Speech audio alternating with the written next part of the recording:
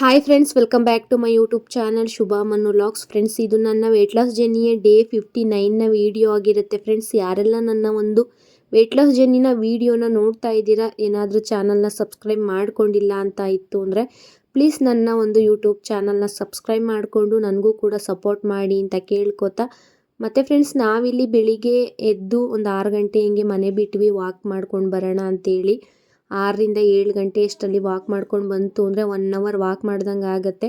Daily 1 hour walk ಮಾಡ್ತು ಅಂತ ಅಂದರೆ ಸಾಕು. ಅಂದರೆ ನಾವೇನು ಸ್ಲೋ ಆಗಿ ವಾಕ್ ಮಾಡಲ್ಲ, ತುಂಬಾ ಫಾಸ್ಟಾಗಿ ನಡಿತೀವಿ. ಇನ್ನು ನಮ್ಮನೆಯವರಂತೂ ತುಂಬಾ ಫಾಸ್ಟು. ನಾನೇನಾದರೂ ಒಂಚೂರು ಹಿಂದೆಗಡೆ ಉಳ್ಕೊಬಿಡ್ತು ಅಂದರೆ ಬೇಗ ಬಾ ಅಂತ ಕರಿತಾನೆ ಇರ್ತಾರೆ. ಹಾಗಾಗಿ ಅವ್ರು ಸರಿಸಮನವಾಗಿ ನಾನು ವಾಕ್ ಮಾಡಬೇಕು ಅಂತ ಹೇಳ್ಬಿಟ್ಟು ಇಲ್ಲಿ ಫಾಸ್ಟಾಗಿಯೇ ನಡೀತಾ ಇದ್ದೀವಿ.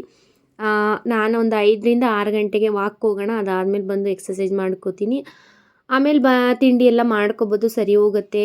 5 ಗಂಟೆಗೆ ಹೋಗೋಣ ಅಂತ ಅಂದೆ, ಬಟ್ ಅವರು ಸ್ವಲ್ಪ ಕತ್ಲೆ ಇರುತ್ತೆ, ಬೇಡ ಸ್ವಲ್ಪ ನಿದ್ದೆನೂ ಕೂಡ ಸಾಕಾಗಲ್ಲ ಅಂತೇಳಿ 6ರಿಂದ 7 ಗಂಟೆಗೆ ವಾಕ್ ಹೋಗೋಣ, ಅಷ್ಟರಲ್ಲಿ ನೀನು ಎಕ್ಸಸೈಸ್ ಎಲ್ಲ ಮುಗಿಸ್ಕೊಂಡು ನನ್ನನ್ನು ಎಬ್ಬರಿಸು, ನಾನು ಕೂಡ ವಾಕಿಗೆ ಬರ್ತೀನಿ ನಿನ್ನ ಜೊತೆ ಅಂತೇಳಿ ಈ ರೀತಿ ಪ್ಲ್ಯಾನಿಂಗ್ನ ಮಾಡ್ಕೊಂಡಿದ್ದೀವಿ. ಅದಾದಮೇಲೆ ಮನೆಗೆ ಬಂದು ನಾನು ಕೂಡ ಅವಲಕ್ಕಿ ಚಿತ್ರಾನ್ನ ಮಾಡಿ, ಚಿಂಟುನು ಕೂಡ ಸ್ವಲ್ಪ ಬಂದ ತಕ್ಷಣವೇ ಎಬ್ಬರಿಸ್ದೆ. ಅಂದರೆ ಇವಾಗ ಸ್ವಲ್ಪ ಎಕ್ಸಾಮ್ ನಡೀತಾರೋ ಕಾರಣ 1 ಅವರ್ ಸ್ವಲ್ಪ ಬೇಗನೆ ಎದ್ದೇಳಿಸ್ತೀನಿ. ಅವನು 8 ಗಂಟೆಗೆ ಎದ್ದು 9 ಗಂಟೆ ಅಷ್ಟರಲ್ಲಿ ರೆಡಿಯಾಗಿ ಸ್ಕೂಲ್ಗೆ ಹೊರಡೋದು. ಬಟ್ ನಾನು ಈಗ ಎಕ್ಸಾಮ್ ಇರೋದ್ರಿಂದ ಒಂದು 7 ಗಂಟೆ 7:15 ಹಂಗೆ ಎದ್ದೇಳಿಸ್ತೀನಿ. ಏನಾದರೂ ಒಂಚೂರು ರಿವಿಸನ್ ಮಾಡ್ಕೋತು ಅಂದರೆ ಮರ್ತೋಗಿರೋದು ಕೂಡ ನೆನಪಾಗತ್ತೆ ಅಂತೇಳಿ. ಎಲ್ಲ ಸಬ್ಜೆಕ್ಟನ್ನು ಚೆನ್ನಾಗಿ ಮಾಡ್ತಾನೆ, ಬಟ್ ಕೆಲವೊಂದು ಡೌಟ್ಸ್ ಇರುತ್ತೆ, ಮಿಸ್ಟೇಕ್ ಮಾಡಿಬಿಡ್ತಾನೆ. ಗೊತ್ತಿದ್ರೂ ಅರ್ಥ ಆಗದೇ ಕ್ವಶನ್ಸ್ಗಳು ಕೆಲವೊಂದನ್ನು ಮಿಸ್ಟೇಕ್ ಮಾಡ್ತಾನೆ. ಹಾಗಾಗಿ ಇನ್ನೂ ಚಿಕ್ಕವನಲ್ವಾ, ಮುಂದೆ ಹೋಗ್ತಾ ಕಲಿತಾನೆ. ಅವನ ಕೆಲಸ ಎಲ್ಲ ಮುಗಿಸಿ ಅವನನ್ನು ಕೂಡ 9 ಗಂಟೆ ಅಷ್ಟರಲ್ಲಿ ಕಳಿಸ್ತು ಅಂದರೆ ನಾನು ಮನೆ ಕೆಲಸಗಳೆಲ್ಲ ಮಾಡಿಕೊಂಡು 10 ಗಂಟೆ 11 ಗಂಟೆ ಅಷ್ಟರಲ್ಲಿ ಫ್ರೀ ಆಗ್ತೀನಿ. ಇವಾಗ ನಾನು ಫಾಸ್ಟಿಂಗ್ ಮಾಡ್ಕೋತಾ ಇರೋದ್ರಿಂದ ಮಧ್ಯಾಹ್ನ 1 ಗಂಟೆಗೆ ನನ್ನ ಒಂದು ಮೀಲ್ ಸ್ಟಾರ್ಟ್ ಆಗೋದ್ರಿಂದ ನಾನು ಬೆಳಗ್ಗೆಯಿಂದ ಮಧ್ಯಾಹ್ನದವರೆಗೂ, ಅಂದರೆ ಬೆಳಗ್ಗೆ ಎದ್ದದಿಂದ ಮಧ್ಯಾಹ್ನದವರೆಗೂ ಚೆನ್ನಾಗಿ ನೀರನ್ನು ಕುಡಿತೀನಿ, ಡಿಟಾಕ್ಸ್ ವಾಟರ್ಗಳನ್ನ ತಗೋತೀನಿ. ಮತ್ತು ಏನು ನಾನು ನೆನೆಸಿರ್ತೀನಲ್ಲ ಮೆಂತ್ಯ, ಆ ನೀರನ್ನು ಕುಡಿದು ಮೆಂತ್ಯನೂ ಕೂಡ ಚೆನ್ನಾಗಿ ಅಗ್ದು ತಿಂತೀನಿ. ಇಲ್ಲ ನೋಡ್ತಾ ಇರ್ಬೋದು ನೀವು, ನಾನು ಇವಾಗ ಮೆಂತ್ಯ ನೀರನ್ನೇ ತಗೋತಾ ಇರೋದು. ಮತ್ತು ಫ್ರೆಂಡ್ಸ್, ನಾನು ಡಯೆಟ್ನ ಸ್ಟಾರ್ಟ್ ಮಾಡಿಕೊಂಡಾಗ ಸಡನ್ನಾಗಿ ಊಟನ ಕಂಟ್ರೋಲ್ ಮಾಡೋಕ್ಕೆ ಹೋಗಲಿಲ್ಲ. ಏನಕ್ಕಂತಂದರೆ ಸುಸ್ತಾಗತ್ತೆ, ಏನಾದರೂ ಹೆಲ್ತ್ ಅಪ್ಸೆಟ್ ಆಗ್ಬೋದು ಅಂತ ಹೇಳ್ಬಿಟ್ಟು ನಾನೇನು ಮಾಡಿದೆ, ಕ್ರಮೇಣವಾಗಿ ಒಂದು ಫುಡ್ ರೊಟೀನ್ ಅನ್ನೋದನ್ನು ಹಂತವಾಗಿ ಕಡಿಮೆ ಮಾಡ್ಕೊಂಡು ಬರೋಣ ಅಂತ ಹೇಳ್ಬಿಟ್ಟು ಮೊದಲಿಗೆ ನಾನು ವೆಯ್ಟ್ ಲಾಸ್ ಜರ್ನಿನ ಸ್ಟಾರ್ಟ್ ಮಾಡಿಕೊಂಡಾಗ ಬೆಳಗಿನ ತಿಂಡಿಗೆ ಅವಲಕ್ಕಿ ಉಪ್ಪಿಟ್ಟು, ರವೆ ಉಪ್ಪಿಟ್ಟು, ಓಟ್ಸ್ ದೋಸೆ, ಚಪಾತಿ, ಅದ್ರ ಜೊತೆಗೆ ಪಲ್ಯಗಳು, ಗೊಜ್ಜು ಏನಾದರೂ ತಿಂತಿದ್ದೆ. ಅದಾದಮೇಲೆ ಮಿಡ್ ಮಾರ್ನಿಂಗ್ ಸ್ನ್ಯಾಕ್ಸು, ಮನೇಲಿ ಏನಿರುತ್ತೆ ಸ್ನ್ಯಾಕ್ಸ್ಗೆ ತಿನ್ನೋದಕ್ಕೆ ನಾನು ಸುಮಾರಷ್ಟು ಸಲ ಹೇಳಿದ್ದೀನಿ, ಅದನ್ನು ಸ್ನ್ಯಾಕ್ಸ್ ಆಗಿ ತೊಗೋತಿದ್ದೆ. ಅದಾದಮೇಲೆ ಮಧ್ಯಾಹ್ನದ ಊಟಕ್ಕೆ ಮನೆಯವರಿಗೆ ಮುದ್ದೆ ಸಾಂಬಾರು, ಇಲ್ಲ ತರಕಾರಿ ಸಾಂಬಾರು, ಇಲ್ಲಾಂದರೆ ಸೊಪ್ಪಿನ ಸಾಂಬಾರು, ಅದ್ರ ಜೊತೆಗೆ ಮಿಲೆಟ್ ರೈಸು, ಈ ಥರದ್ದೆಲ್ಲ ತೊಗೊಂಡು ಅದ್ರ ಜೊತೆಗೆ ವೆಜಿಟೇಬಲ್ ಸಲಾಡ್ನೂ ಕೂಡ ತೊಗೋತಿದ್ದೆ. ಅಷ್ಟರಲ್ಲಿ ನಾನು ಊಟ ಮುಗಿಸಿ ಸೋಂಪನ್ನ ತಿಂದು 1 ಗ್ಲಾಸ್ ಮಜ್ಜಿಗೆನ ಕುಡಿದು ಮಧ್ಯಾಹ್ನದ ಊಟನ ಮುಗಿಸ್ಕೊಡ್ತಿದ್ದೆ. ಮತ್ತು 5:30 ಅಷ್ಟರಲ್ಲಿ ಸ್ನ್ಯಾಕ್ಸ್ ಅವರ್ ಇಟ್ಕೊಂಡು ಸ್ನ್ಯಾಕ್ಸು ಕೂಡ ತೊಗೋತಿದ್ದೆ. ಇನ್ನು ನೈಟ್ ಊಟಕ್ಕೆ ಮಧ್ಯಾಹ್ನ ಏನಾರು ಮಾಡಿರೋದಿತ್ತು ಅಂದರೆ ಅದನ್ನೇ ತೊಗೋತಿದ್ದೆ, ಇಲ್ಲಾಂದರೆ ಯಾವುದಾದ್ರು ಒಂದು ರೀತಿಯ ಗಂಜಿನ ಮಾಡ್ಕೊತಿದ್ದೆ. ಅಂದರೆ ಮನೇಲಿ ಮಾಡಿರ್ತಕ್ಕಂಥ ಮಾಲ್ಟ್ ಪೌಡರಿಂದ ಗಂಜಿ ಮಾಡ್ಕೊಳ್ಳೋದು, ಇಲ್ಲಾಂದರೆ ರಾಗಿ ಗಂಜಿನೋ, ಇಲ್ಲಾಂದರೆ ಓಟ್ಸ್ ಗಂಜಿ, ಈ ಥರದ್ದು ಯಾವುದಾದ್ರೂ ಒಂದನ್ನು ಮಾಡ್ಕೊತಿದ್ದೆ. ಅದಾದಮೇಲೆ ಸ್ವಲ್ಪ ದಿವಸ, ಅಂದರೆ 1 ತಿಂಗಳು 1.5 ತಿಂಗಳಷ್ಟು ಕಳೆದ ಮೇಲೆ ನಾನೇನು ಮಾಡಿದೆ ಅಂತ ಅಂದರೆ ಬೆಳಿಗ್ಗೆನೂ ಗಂಜಿ, ನೈಟು ಗಂಜಿ. ಅಂದರೆ ಬೆಳಗ್ಗೆ ಕುಡ್ದಿದ್ದ ಗಂಜಿನ ನೈಟ್ ಕುಡಿತಿಲ್ಲ, ನೈಟ್ ಏನಾದರೂ ಮಾಡ್ಕೊಂಡಿತ್ತು ಅಂದರೆ ಬೆಳಗ್ಗೆಗೆ ಬೇರೆ ಏನಾದರೂ ಚೇಂಜ್ ಮಾಡ್ಕೊತಿದ್ದೆ. ಆ ರೀತಿ ಚೇಂಜ್ ಮಾಡಿಕೊಂಡು, ಅಂದರೆ ಯಾವ ರೀತಿ ಗಂಜಿ ಮಾಡ್ಕೊಬೋದು ಅಂದರೆ ರವೆ ಗಂಜಿ, ರಾಗಿ ಗಂಜಿ, ಸಿರಿಧಾನ್ಯಗಳ ಗಂಜಿ, ಓಟ್ಸ್ ಗಂಜಿ, ಈ ಒಂದು 4 ಥರ ಗಂಜಿನ ನೀವು ಮಾಡ್ಕೊಂಡು ಕುಡಿಬೋದು. ಆರಾಮಾಗಿ ಈಸಿಯಾಗಿ ನಮ್ಮ ಒಂದು ಮೀಲ್ ಪ್ಲ್ಯಾನು ಮುಗ್ದೇ ಹೋಗುತ್ತೆ ಬೆಳಗ್ಗೆ ನೈಟು. ನಾನು ಹಂಗಾಗಿ ಬೆಳಗ್ಗೆ ಮತ್ತು ನೈಟು ಗಂಜಿನ ಮಾಡ್ಕೊಳ್ಳೋಣ, ಮಧ್ಯಾಹ್ನ 1 ಟೈಮ್ ಮಾತ್ರ ಊಟ ಮಾಡೋಣ ಅಂತ ಹೇಳ್ಬಿಟ್ಟು ಒಂದು 1.5 ತಿಂಗಳಾದಮೇಲೆ, ಅಂದರೆ ನಾನು ಡಯೆಟ್ ಸ್ಟಾರ್ಟ್ ಮಾಡಿದ 1.5 ತಿಂಗಳಾದಮೇಲೆ ನಾನು ಈ ರೀತಿ ಒಂದು ಪ್ಲ್ಯಾನ್ನ ಮಾಡಿಕೊಂಡೆ. ಸಡನ್ನಾಗಿ ನಾವು ಗಂಜಿನೇ ಕುಡ್ಕೊಂಡು 2 ಟೈಮು 1 ಟೈಮ್ ಊಟ ಮಾಡ್ಕೊಂಡಿರ್ತೀವಿ ಅಂದರೆ ಸ್ಟಾರ್ಟಿಂಗ್ ಡೇಸಲ್ಲಿ ಹಿಂಸೆ ಆಗುತ್ತೆ. ಹಾಗಾಗಿ ನಮ್ಮ ದೇಹನ ಒಂದೊಂದಾಗಿ ಅಡ್ಜಸ್ಟ್ ಮಾಡ್ಕೋತಾ ಒಗ್ಗಿಸ್ಕೋಬೇಕು ಒಂದು ಫುಡ್ಡಿಗೆ. ಹಂಗಾಗಿ ಈ ರೀತಿ 1.5 ತಿಂಗಳಾದಮೇಲೆ ಗಂಜಿಗಿನ ಸ್ಟಾರ್ಟ್ ಮಾಡಿಕೊಂಡೆ. ಇವಾಗ ಏನು ಮಾಡಿದ್ದೀನಿ ಅಂತ ಅಂದರೆ ಇಂಟರ್ಮಿಟಿಂಗ್ ಫಾಸ್ಟಿಂಗ್ನ ಸ್ಟಾರ್ಟ್ ಮಾಡ್ಕೊಂಡಿರೋದ್ರಿಂದ ಮಧ್ಯಾಹ್ನ 1 ಗಂಟೆಗೆ ಊಟ ಸ್ಟಾರ್ಟ್ ಮಾಡ್ತು ಅಂತ ಅಂದರೆ ನನ್ನ ಒಂದು ಮೀಲ್ ಪ್ಲಾನ್ನ ಸ್ಟಾರ್ಟ್ ಮಾಡ್ತು ಅಂದರೆ ನೈಟು 9 ಗಂಟೆ ಅಷ್ಟರಲ್ಲಿ ನಾನು ಊಟನ ಕ್ಲೋಸ್ ಮಾಡ್ತೀನಿ. 9 ಗಂಟೆ ಆದಮೇಲೆ ನಾನು ಏನನ್ನು ಕೂಡ ತಿನ್ನೋದಕ್ಕೆ ಹೋಗಲ್ಲ. 9 ಗಂಟೆ ಅನ್ನೋದಕ್ಕಿಂತ ಒಂದು 8:30 ಅಷ್ಟರಲ್ಲೇ ನಾನು ಊಟನ ಮುಗಿಸಿರ್ತೀನಿ. ಹಾಗಾಗಿ ಎಲ್ಲಾದರೂ ಅಡುಗೆ ಮಾಡೋದು ಲೇಟ್ ಆಯಿತು, ಇಲ್ಲ ಅಂದರೆ ಎಲ್ರಿಗೂ ಊಟ ಬಡಿಸಿ ನಾನು ಊಟ ಮಾಡೋದು ಲೇಟ್ ಆಯಿತು ಅಂತ ಅಂದಾಗ 9 ಗಂಟೆವರೆಗೂ ಟೈಮ್ ಇರಲಿ ಅಂತ ಹೇಳ್ಬಿಟ್ಟು ಅಲ್ಲಿವರೆಗೂ ಉಳಿಸ್ಕೊಂಡಿದ್ದೀನಿ. ನೈಟ್ 9 ಗಂಟೆ ಆದಮೇಲೆ ಏನನ್ನು ಕೂಡ ತಿನ್ನೋದಕ್ಕೆ ಹೋಗಲ್ಲ. ಇನ್ನು ಬೆಳಿಗ್ಗೆ ಎದ್ದಿದ್ದರಿಂದ ಮಧ್ಯಾಹ್ನ 1 ಗಂಟೆವರೆಗೂ ಚೆನ್ನಾಗಿ ಡೆಟಾಕ್ಸ್ ವಾಟರು, ನೀರು ಈ ಥರದ್ದೆಲ್ಲನೂ ಕುಡಿತೀನಿ.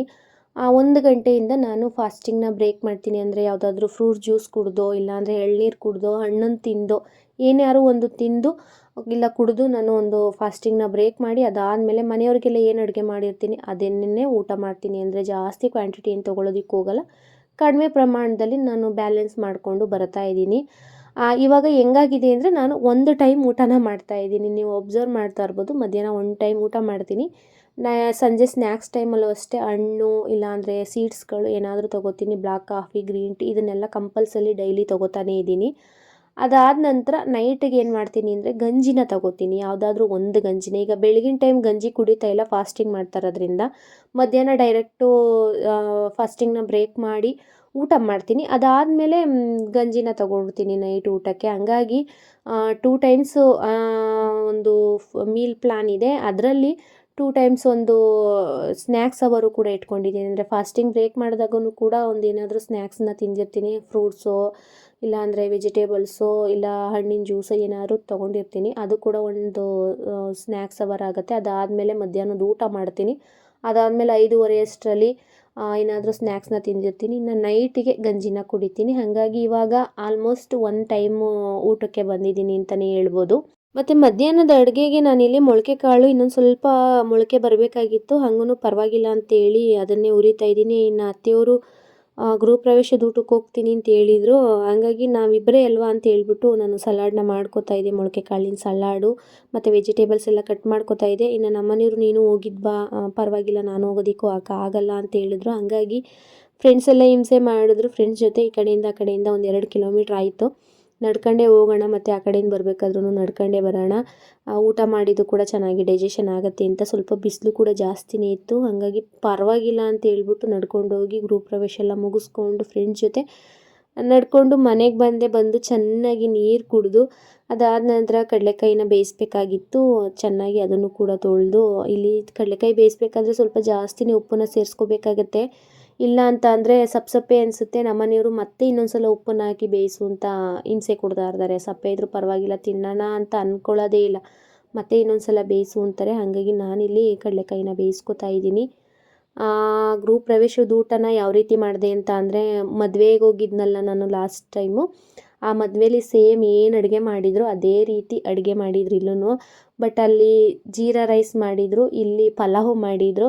ಅಲ್ಲಿ ಸ್ವೀಟು ಮೈಸೂರು ಪಾಕ್ ಇತ್ತು, ಇಲ್ಲಿ ಜಿಲೇಬಿ ಇತ್ತು. ಅಷ್ಟೇ ಡಿಫ್ರೆನ್ಸು. ನಾನು ಸ್ವೀಟ್ ಏನು ತಿನ್ನೋದಕ್ಕೆ ಹೋಗಲ್ಲ. ಸ್ವಲ್ಪ ಎಲ್ಲನೂ ಟೇಸ್ಟ್ ಮಾಡಿ ಒಂದು ಗೃಹ ಪ್ರವೇಶನ ಮುಗಿಸ್ಕೊಂಡು ಬಂದೆ. ಹಂಗೂ ನನ್ನ ಫ್ರೆಂಡು ಎಲ್ಲನೂ ಶಾಸ್ತ್ರ ಮಾಡ್ತಾ ಇದೆಯಾ, ಒಂದೊಂದು ಚೂರೇ ತಿಂದು ಟೇಸ್ಟ್ ಮಾಡಿಬಿಟ್ಟು ಎಲ್ಲ ಸೈಡ್ಗೆ ಇಡ್ತಾ ಇದೆಯಾ ಅಂತ ಅಂದ್ಲು. ಅದಾದಮೇಲೆ ಬಂದು ಇಲ್ಲಿ ಕಡಲೆಕಾಯಿ ಬೇಯಿಸ್ತಾ ಇದ್ದೀನಿ. ಅದಕ್ಕೆ ತಿಂದು ನೋಡ್ತಾ ಇದ್ದೀನಿ ಫಸ್ಟಿಗೆ. ಯಪ್ಪ ನನಗೆ ಸಾಕು ಮಾಡಿಬಿಡ್ತಾರೆ. ಏನಕ್ಕಂತಂದರೆ ಏನಾದರೂ ಒಂಚೂರು ಸಪ್ಪೆ ಇತ್ತು ಅಂದರೆ ಇನ್ನೊಂದು ಸಲ ಬೇಯಿಸು ಅಂತಾರಲ್ಲ ಅಂತ ಹೇಳ್ಬಿಟ್ಟು ಫಸ್ಟಿಗೆ 1-2 ತಿಂದು ಅದಾದಮೇಲೆ ಇಲ್ಲಿ ನೀರನ್ನೆಲ್ಲ ಬಸ್ತು ಹಂಗೇ ಕುಕ್ಕರಲ್ಲೇ ಇಡ್ತಾ ಇದ್ದೀನಿ. ಇನ್ನೇನು ಅವರು ಬರೋ ಟೈಮ್ ಆಯಿತು ಡ್ಯೂಟಿ ಮುಗಿಸ್ಕೊಂಡು.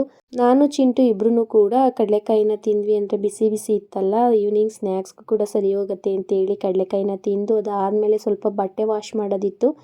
ವಾಶ್ ಮಾಡಿ ಬಂದು ಚೆನ್ನಾಗಿ ಮಜ್ಜಿಗೆನ ಕುಡಿತಾ ಇದ್ದೀನಿ. ಮಧ್ಯಾಹ್ನ ಕುಡ್ದಿರಲಿಲ್ಲ ಅಂತೇಳಿ ಅಗಸೆ ಮಜ್ಜಿಗೆನ ಮಾಡಿಕೊಂಡು 1 ಲೀಟ್ರಷ್ಟು ಮಜ್ಜಿಗೆನ ಕುಡಿದೆ. ತುಂಬಾ ಹೊಟ್ಟೆ ತುಂಬಿಡ್ತು.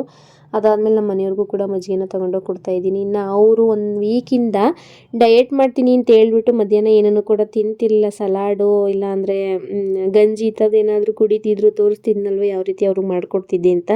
ಅವರಿಗೆ ಇವತ್ತು ಪಾಪ ಸುಸ್ತಾಗ್ಬಿಟ್ಟಿತ್ತು. ಹಂಗಾಗಿ ಬೆಳಿಗ್ಗೆ ಸ್ವಲ್ಪ ಅವಲಕ್ಕಿ ಚಿತ್ರಾನ್ನ ಮಾಡಿದ್ನಲ್ಲ, ಅದು ಕೂಡ ಉಳಿದಿತ್ತು. ಹಂಗೇ ಮುಚ್ಚಿಟ್ಟಿದ್ದೆ ಒಂದು ಬೌಲ್ಗೆ ಹಾಕಿ. ಬಂದು ಕಡಲೆಕಾಯಿ ಅವಲಕ್ಕಿ ಚಿತ್ರಾನ್ನ ಎಲ್ಲ ತಿಂದು ಮುಗಿಸಿದ್ರು. ನಾನು ಏನಕ್ಕೆ ಅಂತ ಅಂದರೆ ಸುಸ್ತಾಗ್ಬಿಡ್ತು, ಅದಕ್ಕೆ ತಿಂದ್ಕೊಂಡೆ ಅಂತ ಅಂದರು. ಅಂದರೆ ನಾನು ಬಟ್ಟೆ ವಾಶ್ ಮಾಡ್ತಾ ಇದ್ನಲ್ಲ, ನಾನು ಅಷ್ಟು ಅಬ್ಸರ್ವ್ ಮಾಡಲಿಲ್ಲ. ಅದಾದಮೇಲೆ ಹೇಳಿದ್ರು. ಅದು ಹೆಂಗೆ ನೀನು ಮಾಡ್ತಾ ಇದೀಯ ಡಯೆಟ್ನ, ನಿನಗೇನು ಸುಸ್ತಾಗಲ್ವಾ, ಮನೆ ಕೆಲಸ ಎಲ್ಲ ಮಾಡ್ತೀಯಲ್ಲ ಅಂತ ಕೇಳಿದ್ರು. ಬಟ್ ನನಗೆ ಅದು ಅಭ್ಯಾಸ ಆಗಿರೋದ್ರಿಂದ ಏನು ಕೂಡ ಅನಿಸಲ್ಲ. ಅದಕ್ಕೆ ಸ್ಟಾರ್ಟಿಂಗ್ ಡೇಸಲ್ಲಿ ತೀರಾ ಕಟ್ನಿಟ್ಟಾಗಿ ಮಾಡೋಕ್ಕೆ ಹೋಗಬಾರ್ದು. ಆರಾಮಾಗಿ ನಿಮಗೆ ಎಷ್ಟು ಬೇಕು ಊಟ ಅದೆಲ್ಲ ತೊಗೊಂಡು ಸ್ವಲ್ಪನೇ ಕಂಟ್ರೋಲ್ ಮಾಡ್ಕೊಂಡು ಬರಬೇಕು. ಅದಾದಮೇಲೆ ನೀವು ಸ್ಟ್ರಿಕ್ಟ್ ಮಾಡಿಕೊಂಡ್ರು ಕೂಡ ನಿಮಗೆ ಎಲ್ಲೂ ಕೂಡ ಆಯಾಸ ಸುಸ್ತು ಅನ್ನೋದು ಆಗೋದಿಲ್ಲ.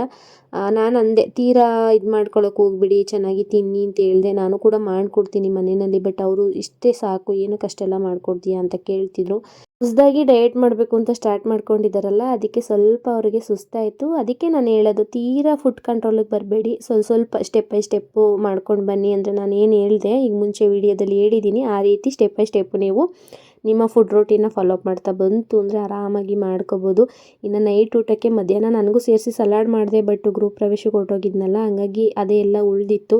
ಇನ್ನು ಅವರಿಗೆ ಸ್ವಲ್ಪ ರೈಸು, ರೊಟ್ಟಿ ಈ ಥರದ್ದೆಲ್ಲ ಮಾಡಿಕೊಟ್ಟು ನಾನು ಒಂದು ಲೋಟ ಗಂಜಿ ಮತ್ತು ಸಲಾಡ್ನ ತಿಂದು ಚಿಯಾ ಸೀಡ್ಸ್ ನೀರನ್ನು ಕೂಡ ಕುಡಿದು ನನ್ನ ಡೇನ ನಾನು ಇಲ್ಲಿಗೆ ಮುಗಿಸ್ಕೊತಾ ಇದ್ದೀನಿ ಫ್ರೆಂಡ್ಸ್. ಯಾರೆಲ್ಲ ಕೊನೆವರೆಗೂ ವಿಡಿಯೋನ ನೋಡಿದ್ರಿ ಎಲ್ರಿಗೂ ಕೂಡ ಥ್ಯಾಂಕ್ಸ್ನ ತಿಳಿಸ್ತಾ ಇನ್ನು ನಾಳಿನ ವೀಡಿಯೋದಲ್ಲಿ ಸಿಗೋಣ friends. Bye and good night.